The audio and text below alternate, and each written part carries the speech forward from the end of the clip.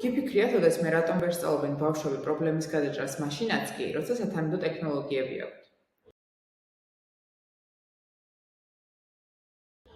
ზოგიერთ მასწავლებელს ეგონა, რომ თუ ბავშვებს რობოტს და კოდირების პროგრამაზე წვდომას მისცემ, ისინი ავტომატურად დაიწყებენ ფიქრს, დაგეგმვას და შემოქმედებით მიდგომას. მაგრამ მკვლევარებმა შვეიცარიაში შეამჩნიეს ერთი საინტერესო რამ. ბავშვები ხშირად უბრალოდ ტესტავენ შემთხვევით კოდებს, სანამ რამე არ გამოვლათ. ეს უფრო თამაშს ჰგავს, ვიდრე აზროვნებას. და სწორედ აქ გაჩნდა იდეა, რა მოხდება თუ დროებით ავუკრძალავთ მათ პროგრამირებას. შეიძლება თუ არა სწორედ აკრძალვა მასწავლოს მათ უკეთ ფიქრი. ამის შესამოწმებლად ჩატარდა ექსპერიმენტი პატარა შვეიცარიულ სკოლაში, სადაც 9 წლისაკის 29 მოსწავლე მონაწილეობდა რობოტიკის საგაკვეთილო პროცესში. მათ უნდა დაეპროგრამირებინათ რობოტის ტიმიუ, ისე რომ დაეფარა მინდორი და არ შეჯახებოდა კედელს, თითქოს ბალახჭედა. ბავშვები ორ ჯგუფად დაიყვნენ. პირველი ჯგუფი მუშაობდა შეუზღუდავად, როცა უნდოდათ, მაშინ წერდნენ კოდს და ტესტავდნენ. იგივე საკონტროლო ჯგუფი. მეორე საექსპერიმენტო ჯგუფს კი ჰქონდა დროის მკაცრი ბლოკები.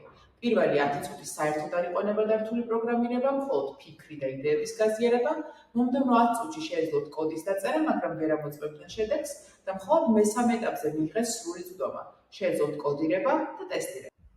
ეს იყო ნამდვილი ექსპერიმენტული დიზაინი.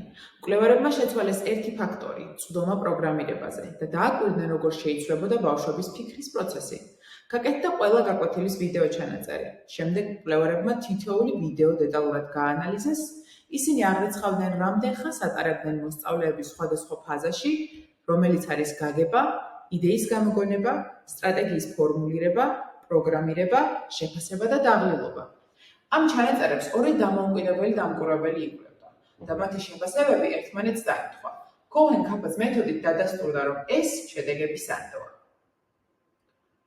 ის ჯგუფი, რომელსაც პროგრამირების უფლება პირველ ეტაპზე არ ჰქონდა, უფრო მეტ დროს ხარჯავდა აზროვნებაზე, გეგმაზე და იდეებზე. ისინი ნაკლებად იყვნენ ჩარჩენილები ცდა შესწავლის ციკლში და უფრო გააზრებულად მიუდგნენ ამოცანის გადაჭრას.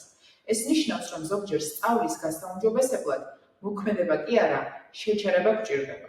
პაუზა, რომელიც აიძულებს მოსწავლეს დაფიქრდეს, შეაფასოს სიტუაცია და შექმნა სტრატეგია. ეს კვლევა გვაჩვენებს, რომ თუ გვინდა ბავშვებმა მართლა ისწავლონ ფიქრი, ხანდახან უნდა დავეხმაროთ მათ ტემპი შეანელონ. სწორედ ეს არის სტრატეგიული ბლოკირება.